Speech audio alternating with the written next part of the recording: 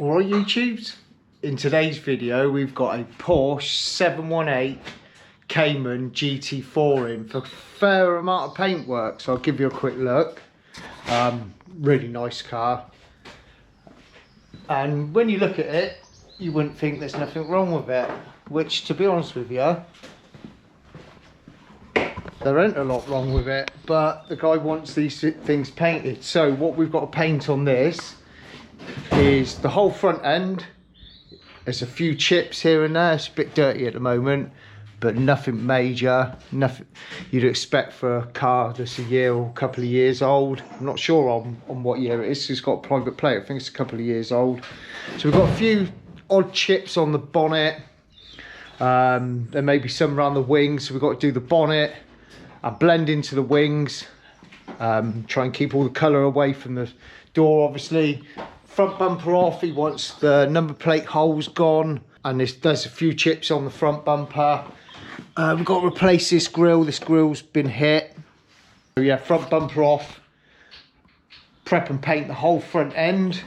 Got to take these side skirt panels off, there's chips on them at the back which you'd expect, and a few at the front, so they're coming off. So he wants them painted, he wants all the stone chips gone off of this car. On the back bumper, and again for the same, because there's like rash down the bottom which you'd expect from them whopping great big tyres.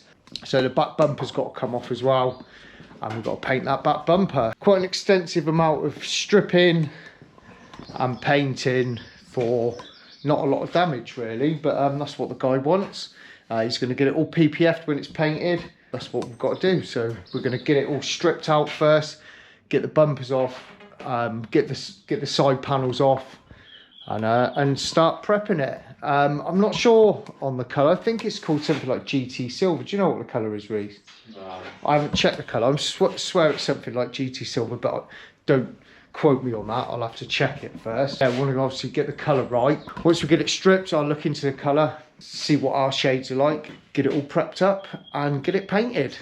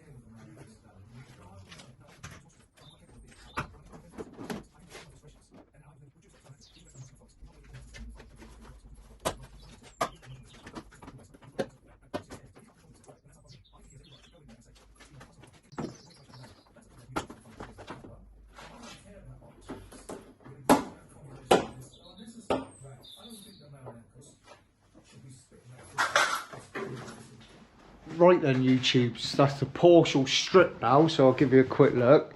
Filmed a little bit of the stripping. So everything's stripped and dismantled, the whole front end, the side skirt pieces off, and the vents out of it. Front bumper, and obviously the rear bumper as well. Ain't got a lot of room in my workshop, so we're gonna have to prep a bit, move it out the way, and then get other bits in. I'm going to prep the front end. Reese is going to get on with the bits. So damage wise, it's fairly chippy. Some real aggressive chips at the back end, which you'd expect off of those big tyres, kicking up stones. I think this car's been tracked a little bit. Chips all down the back end and all across the bottom, and the normal road rash you'd expect on the fronts of the side skirt. And then the bumper's pretty chippy, and we've got to take care of these number plate holes. He wants them gone, so a little bit of plastic welding on the back of those. And the bonnet's yeah, it's got a fair amount of chips on it, some sort of chunky ones, and needs to do a little bit more cleaning down. Same on the wings, but obviously I'll need to sort of try and make myself a decent enough blending zone. So I'm going to check the colour in a minute. It's GT Silver, the colour's called, so I'm going to go and check that out before I start prepping this up. So the way I'm going to tackle this prepping wise is I want to preserve as much factory coats on this as possible, and I don't want to I want to minimize creating any ripples or any divots or anything like that. So I'm going to just fill all these chips. I'm not going to take the paint right through and sand them completely out, because I don't want to touch any bare alley and bare metal and stuff like that. I want to keep all of that on this vehicle as much as possible. So I'm going to prep an area. The most of the chips are in this area. There are a few at the back, and what I like to do when you're doing a front end, especially a colour like this, I don't want to be putting colour up here and blending here, because I'm going to have an issue then with the doors. So I need to have at least that much of a corner of a bonnet and the wing to have this as my blending zone here, so it gives me a bit of clearance at the back edge of the wing there. So that's what I'm trying to do. But there are a couple of tiny little chips. I need to go and inspect it a bit more, but I don't want to be putting primer up there and having the colour right up there. So I want to create a blending zone, and a couple of little fine chips I can take care of those with some fine filler and stuff like that, and have them in my blending zone, and they will get covered in the blending zone there. So that's what I want to try and create, blending zone in these top corners of the bonnet, so it gives me a bit of room to get into the wing. You've got a bit of an angle going over, so I can sort of hide the blend a little bit there as well, so that's the aim. Prep the wings as blending, so 800 grit dual action across the faces. Key up all the edges with grey Scotch Brite and some 1000 grit soft pad. Get it all prepped, get the whole bonnet prepped. The back half of this bonnet is going to be 800 as well. So it just gives me a bit of scope for, for my blending zones. And once it's all prepped, cleaned down, then I'm going to start tackling all these chips with some fine filler. Once I've done that, I'm going to prime where I need to. And then obviously get that prepped and ready for paint. So I'll film the prep on this front end. Probably not going to film, all the prep on all the parts. It'll become really long-winded. Get this all cleaned down and start prepping it. Right then, YouTube. So we've run into a bit of an issue with this colour already. So I've checked the colour code out. M7Z. GT Silver is called. And the car, and I noticed this with the parts in the car, and I even pointed out to the customer, the car looks quite coarse metallic compared to the parts. The shade, you could see a difference in the parts. I could, with the metallic looking completely different, to be honest with you. So obviously that's made the shade look a bit different. So this colour is quite an oldish colour, so it's quite a coarse metallic on this. Don't know if it shows up too well on the camera in here, but it's quite coarse, and you get quite a bit of the metallic coming out when there's light on it. But the parts have got a different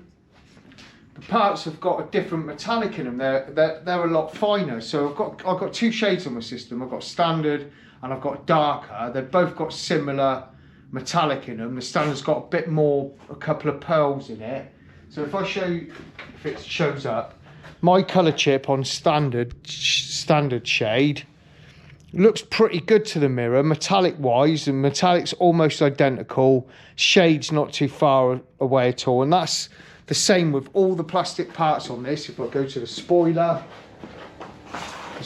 the metallic looks pretty similar, pretty much the same coarseness. But you look at it to the car and it's like day and night. It's so much finer, my formula, to the body. So the body's completely different metallic size to all the plastic parts. So I've got a bit of an issue here. I am planning on colouring all the plastic parts, so I've got to get it somewhere handy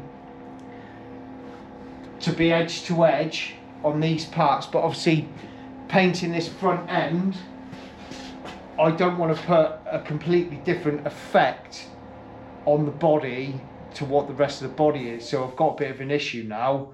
My colour chips are the wrong metallic to the body, but they're good for the plastic parts. And I'm not going to do two separate colours. It's not going to work. I've got to do it all the same. So I've got to try and match the body. That's what I've got to try and do.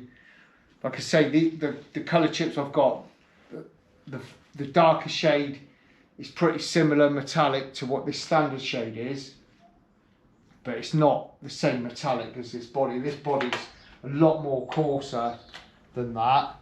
So for me to put the camera on this, if I put the camera on this, I can correct the formulas I've got, and all it's going to do is make adjustments to the ingredients I've got in there. So I've got a couple of options now.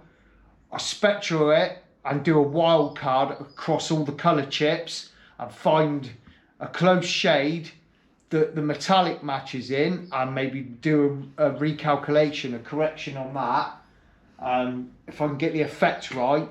Or what I have done in the past is do a correction on the formula that's for these colour chips, so the formula for this colour code, do a correction, but then swap out the metallic that's in it for a coarser version of it and spray that out and see how that looks. So that's the two options I've got at the moment.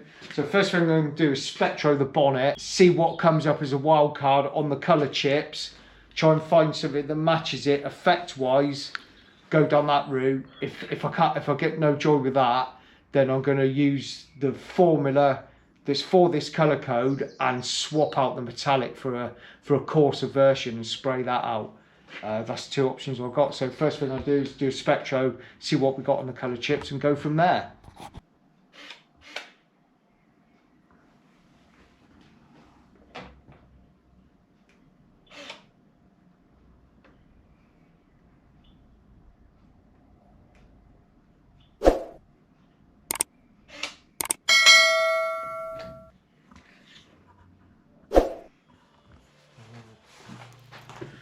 Right then, YouTubes, we're on to the prepping now. Yeah, but had a few colour issues with this colour. We got there in the end though, so you'll see at the end, and to be honest with you, it was an improvement to what was on there. It's quite shocking really that colours can be that far out on a car like this from factory. I understand plastics being painted differently, you know, not being painted with the car and being a variation. You see it all the time on all makes of cars, no matter, regardless of how much the cars cost.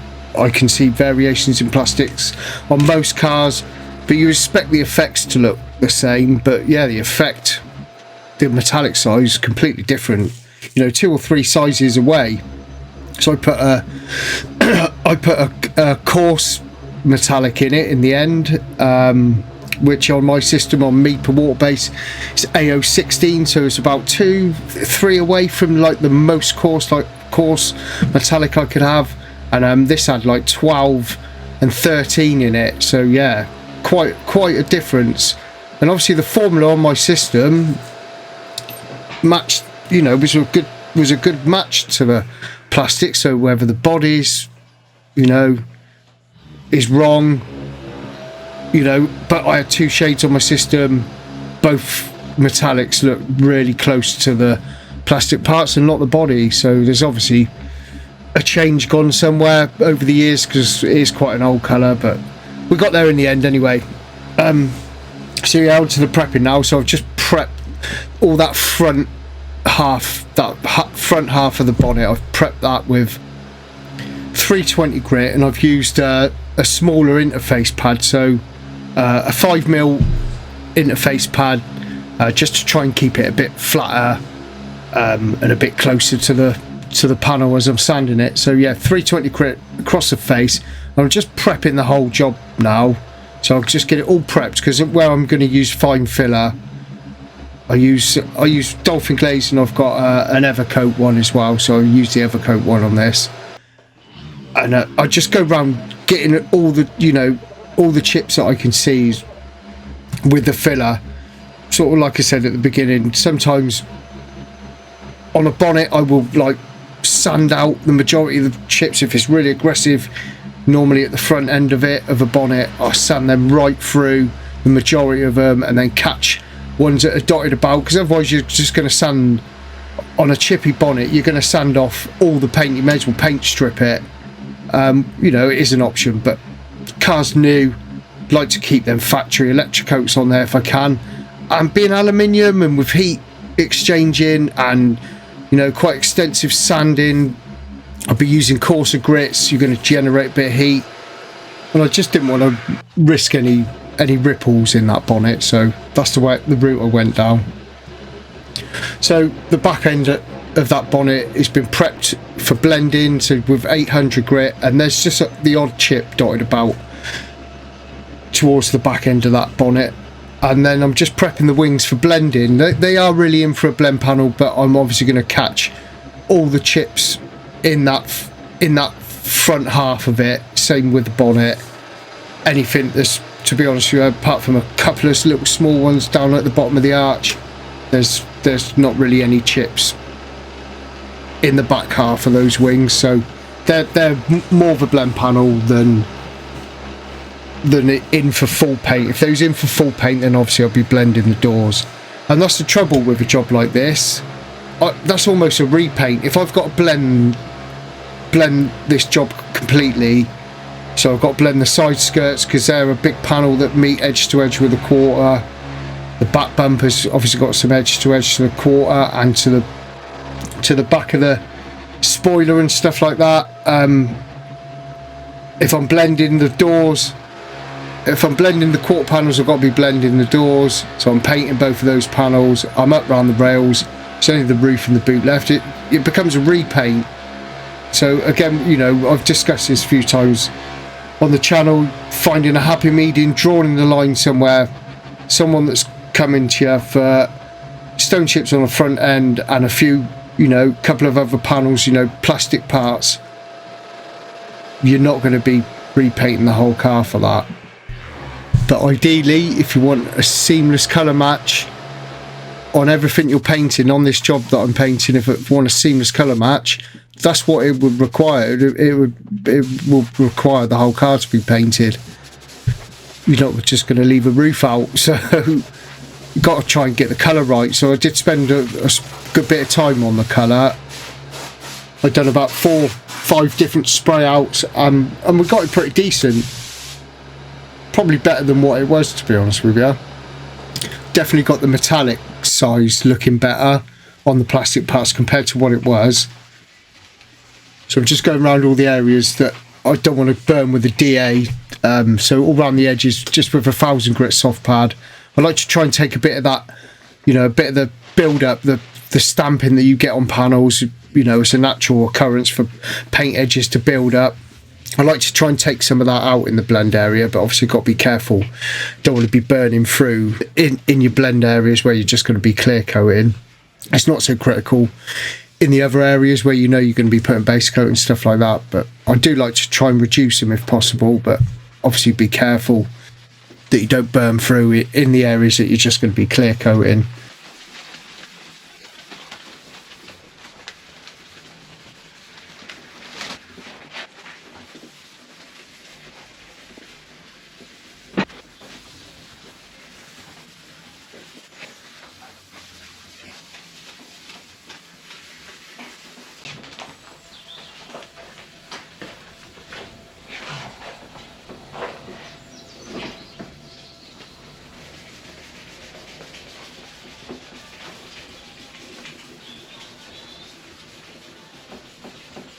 Getting in all the little areas as much as possible. I like to take out as much texture on the blend panels as I can, obviously without burning through.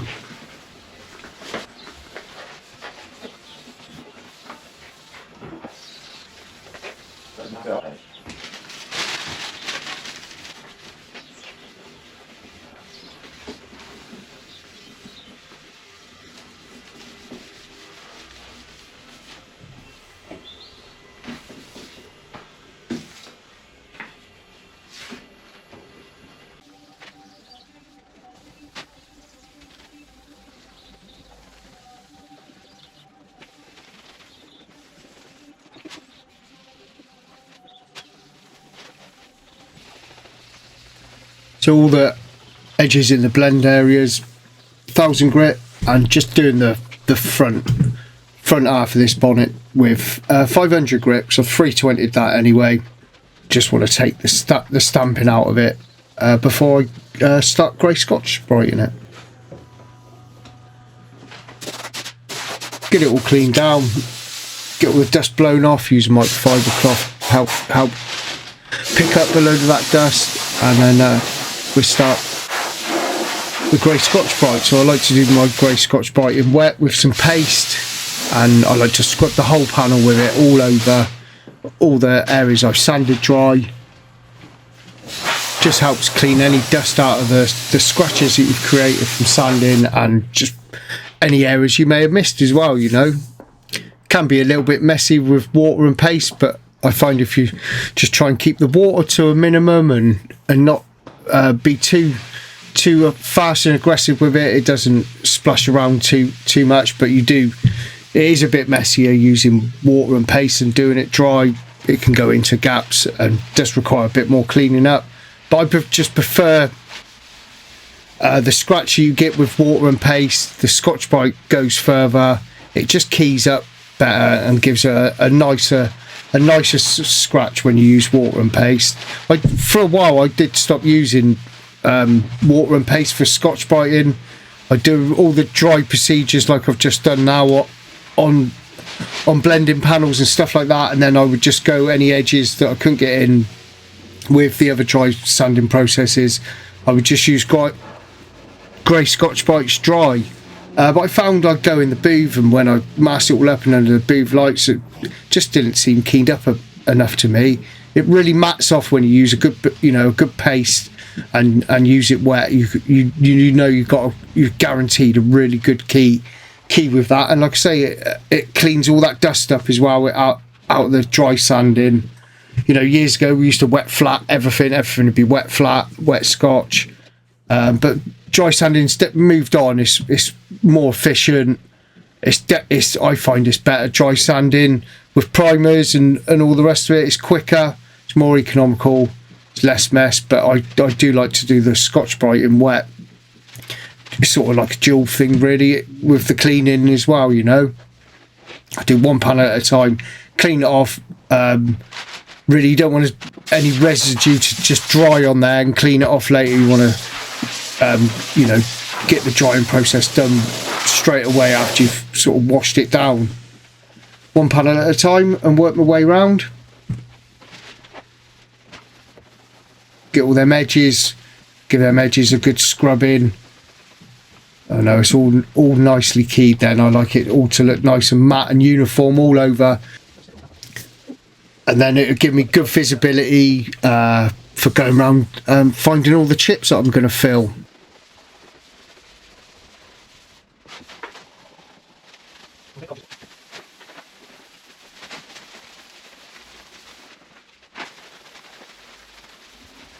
Is that going to be enough time? Painting it and I'm using slow hardener as well.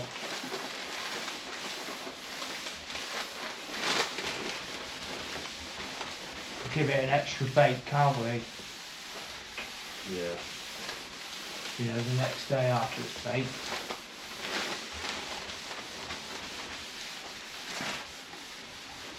Take the parts and then bake them once, get them out, paint the car, bake it, and then put the parts back in and bake it all Fit.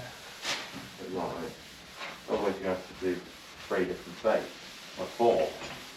Yeah. might do the parts with 25 anyway, because they're all separated, aren't they? Yeah.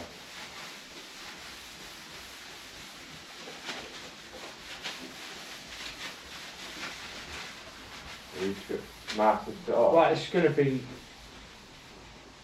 Yeah, I might do. Yeah. Paint here. Yeah. There's no paint on it anyway, is there? Really, no. It's all not getting Realistically, it's not going to be touched until not next Tuesday, the following, which is bank holiday, isn't it? That. Yeah. Is it bank holiday that Monday? Yeah. Well, that's it, all of that then. Oh yeah, Monday. Places like that.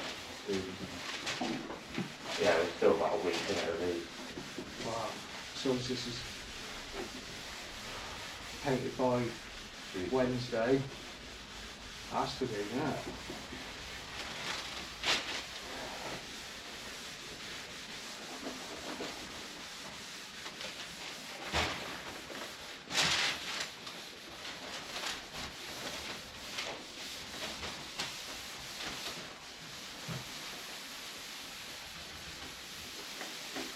All work painting bits in the car. Yeah, no. You get the bits done first, then I can put it all back together. Yeah.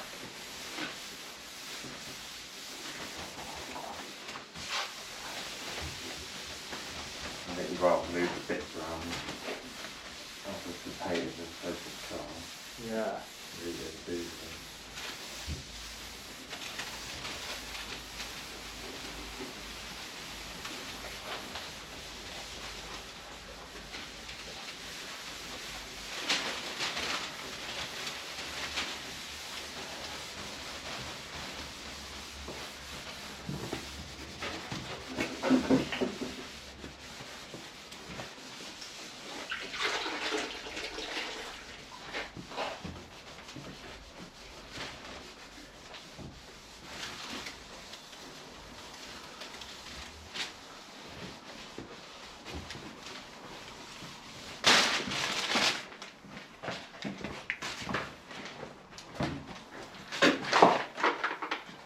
What time's Darren getting there?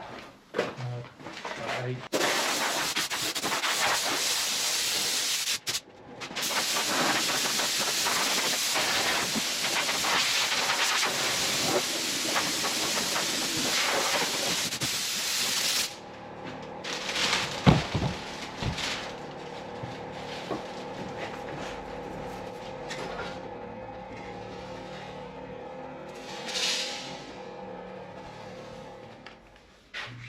So all cleaned down and onto the filling of the chips now. So I used Evercoat's Easy Glaze, it's called.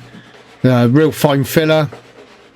Sort of just wipe it in, push it into the chip, and then I try to wipe off as much excess as possible. Again, doing it this way, you can run a risk of if the filler's a bit too lumpy on there, you can create ripples that way where you're trying to sand it with finer grits, like 320 grit I normally knock it off with. It can ride over the top of it and then take some paint out either side of the filler.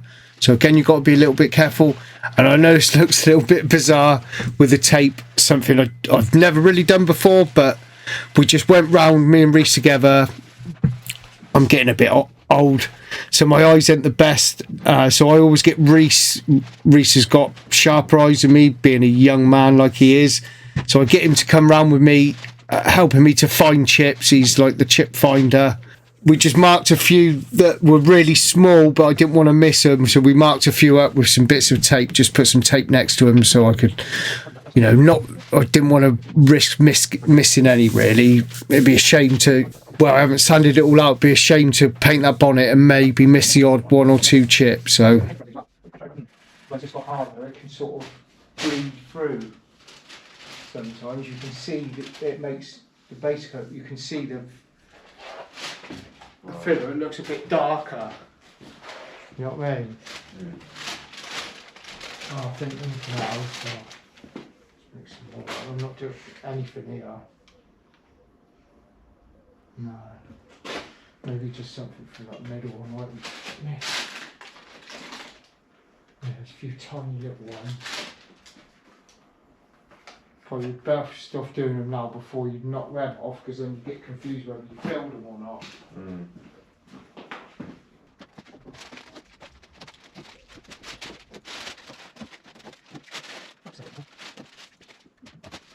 So I use a brand new razor blade just to scrape off any excess, again for what I said earlier, for it riding over the filler and creating any little ripples. This helps reduce it, and it was a trick I learnt from watching YouTube videos. So from the Gunman, all of you know who the Gunman is. It was a little trick that I learnt from him. So, and it works really well, and it works really well on little repairs.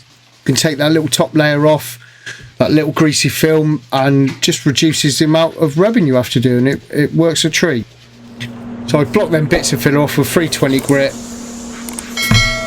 sanded them scratches out with 500 grit. Now it's all prepped in the booth, ready for primer. So the front bumper's been finished off in 240 grit, filled a few chips, sanded a few out, and have plastic welded all the number plate plinth holes. So plastic welded it from the back and filled the holes up with plastic rod, and then filled across the front. I put some SMC filler on it first, so sort of like a fibre filler, and then finished it off in Evercoat Rage Ultra. And again with the same, with the back bumper, the chippy area, the rest of the rear bumper had nothing on it really at all, just in them lower areas. Sanded the chips out, and then what chips were left in the plastic were filled, and then obviously the front half of that bonnet.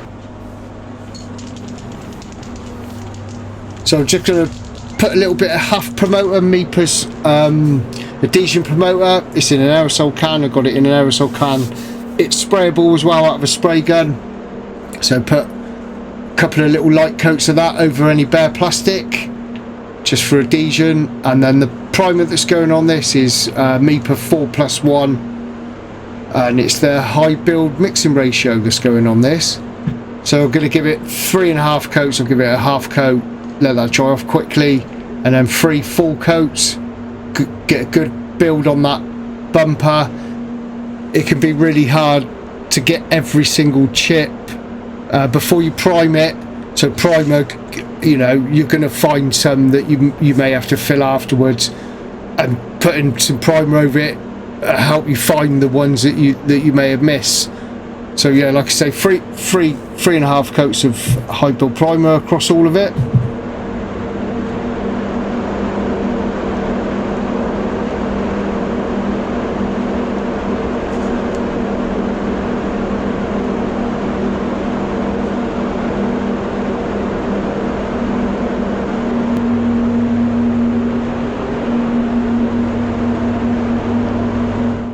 My primer gun, Satajet 100B, and I've got a 1.8. It's an RP, and I've got a 1.8 set up on that for high build. Spray it around 1.8 bar to 2 bar. I change my pressures a little bit depending on the area I'm priming. If I'm like going full out on a full panel, I'll get it up to, you know, 2 bar. If I'm trying to do little spot primes, I'll reduce it down to about 1.5 bar.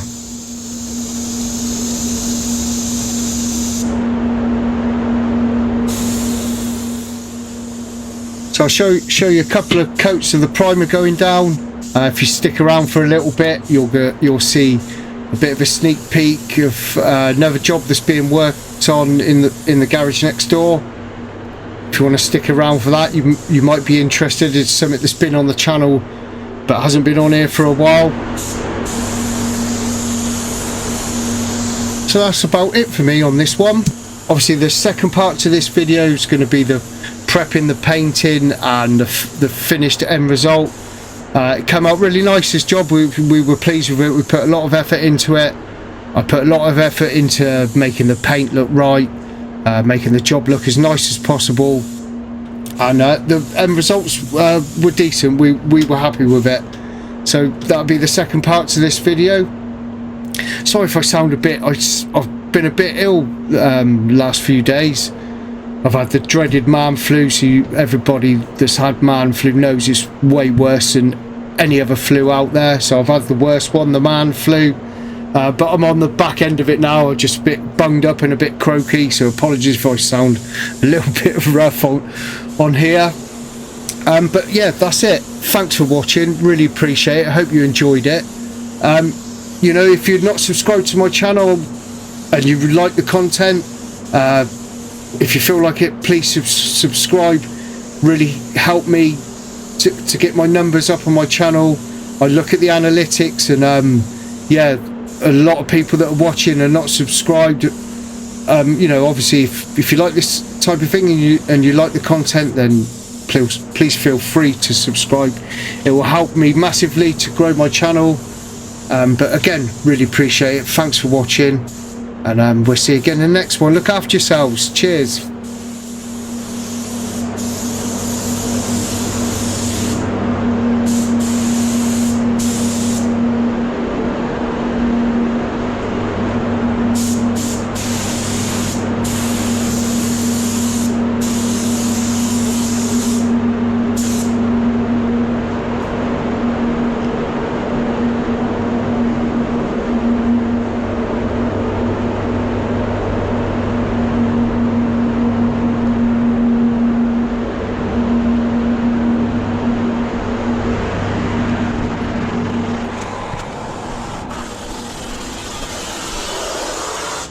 Say hello. Hello. What am I doing? You're on camera. Fuck off.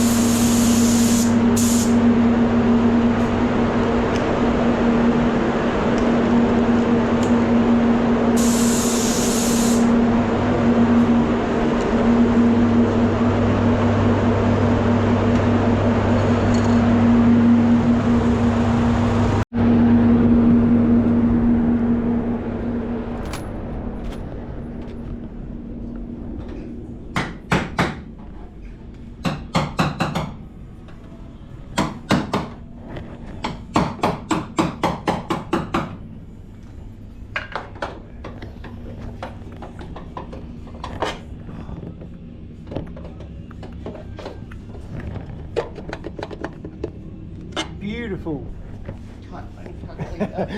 Can't see that word on there.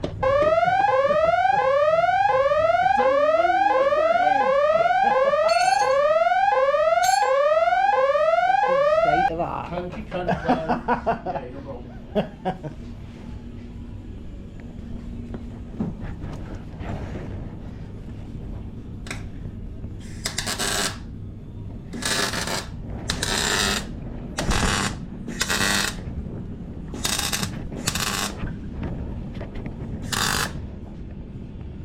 Beautiful.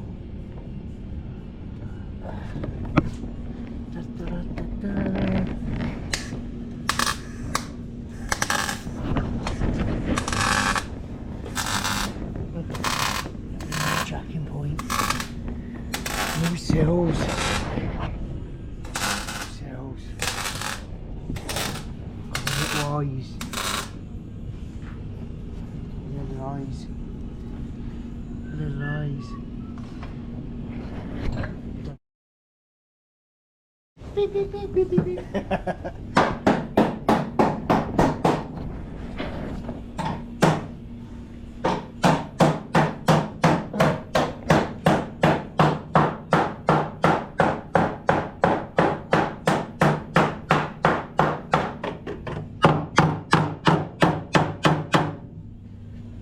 Getting much safer than that, are you? Oh. Much what? It's safer. Yeah, that's good, isn't it? I wouldn't be putting that on there, mate. Out of the safety, obviously went out the fucking window with this one. Yeah.